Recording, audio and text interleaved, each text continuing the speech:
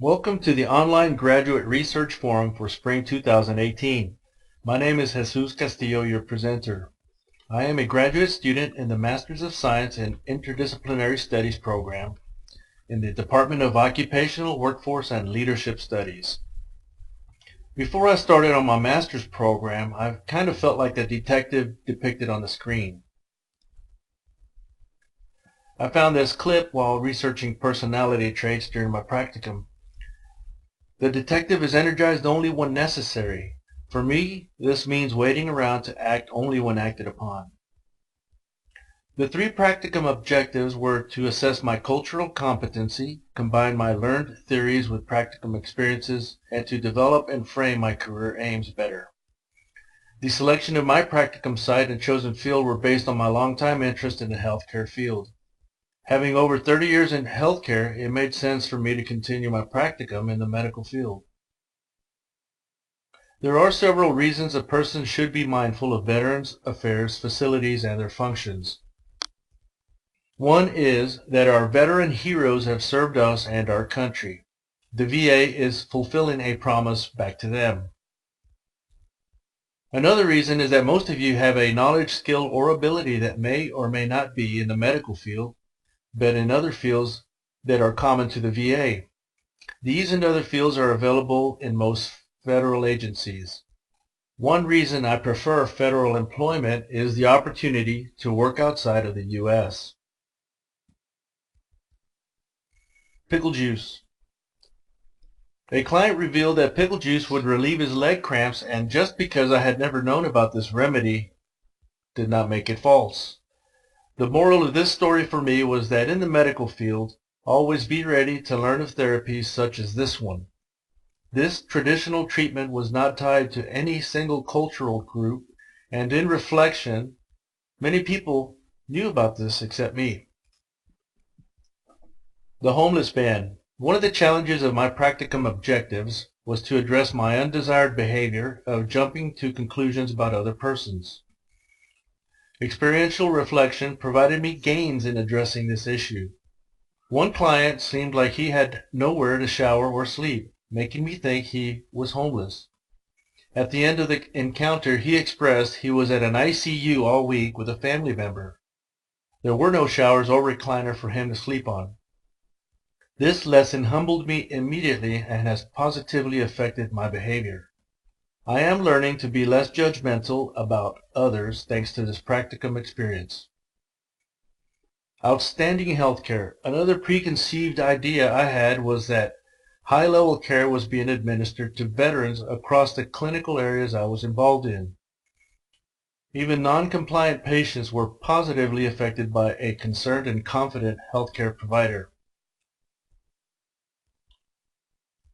Two products I created during this practicum were a Microsoft Access database and a standard operating procedure to assist the end user with the database. The experiential reflections during these preparatory tasks made me address what an employee would consider excessive, confusing, of no benefit, or even create resentment.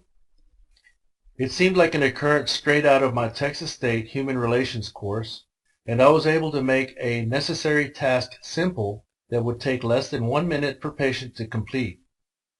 This was a test of my interdisciplinary skills. Additionally, preparing for my practicum involved reading literature in any field related to experiential learning. For years, I could not pinpoint my leadership style, but assumed managers, supervisors, and leaders had to shift their leadership gears on the spot depending on the time limit, safety, the resources, the persons being led, and even the boss's intent. In reviewing this article, Rainey and Kolb write, there is no one leadership style. Rather, leadership is a multifunctional process requiring a broad range of proficiency. The adaptableness of a leader is the key. This provided me new knowledge for my practicum. This article by Lucas, Denbo, and Hayden prompted me to look at additional literature about the complex communication issues that exist between generations at the workplace. If I had to pick something new I learned in school and during this practicum, this would be one of the top topics for me. From Farrell's article, I learned to use its findings to learn more about what it means to have either an extrovert or introvert preference.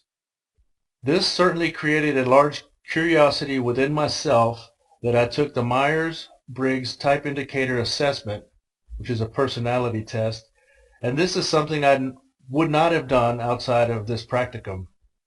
I definitely gained new knowledge related to this topic that was prompted by this article. A strength I wanted to talk about is cultural competence. I am a very approachable person. I have learned that I will always continue to grow and learn about other cultures and their ways of holistic medical care. For me, cultural understanding starts with reflection at the intrapersonal and interpersonal levels, and I could see how professional and compassionate behavior may bleed over to good and effective health care outcomes. This same cultural design blends over to the human relations necessary for the leadership and management of others as well. A weakness that remains for me after this practicum is trying to make the perfect plan before executing it and cutting it close with deadlines. It has not always been this way for me, but others may see this should I become their co-worker or leader. I have gotten much better at this weakness through my practicum, but it remains. So far at 2 locations, I've been prospected for supervisory positions, but I am not moving anytime soon from my current position. I am looking forward to any internal positions in and out of healthcare at the VA. Threats that I continue to negotiate are not making deadlines and positively influence and communicate with persons of all generational groups. These areas have improved significantly during my practicum. During shared conversations with the site technicians, we would discuss how each of us would have added steps or other measures to any patient encountered. This revealed a common theme, which was to interdisciplinarily provide the best service and address all concerns a patient may have had. The values that the VA institution promotes align with the values of myself and the technicians and the physicians.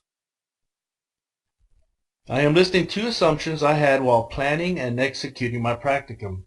Both turned out to be unfounded. The first assumption did not get in the way of learning. The second assumption has gone away, and now I'm able to consider careers outside of the healthcare workforce. So that brings me to the next slide. This sums up my future career paths at present. Remember, I am not one to make a hasty decision or meet deadlines well ahead of time. But seriously, these are my top 3 career fields as a result of my practicum and college experience at Texas State University. Thank you for your time. On the YouTube page below, please indicate your anonymous preference for this practicum by clicking on one of these 2 icons. Also, please post your comments or questions in the YouTube comment section below. I will respond to your inquiries posted between April 6th and 17th through this webpage.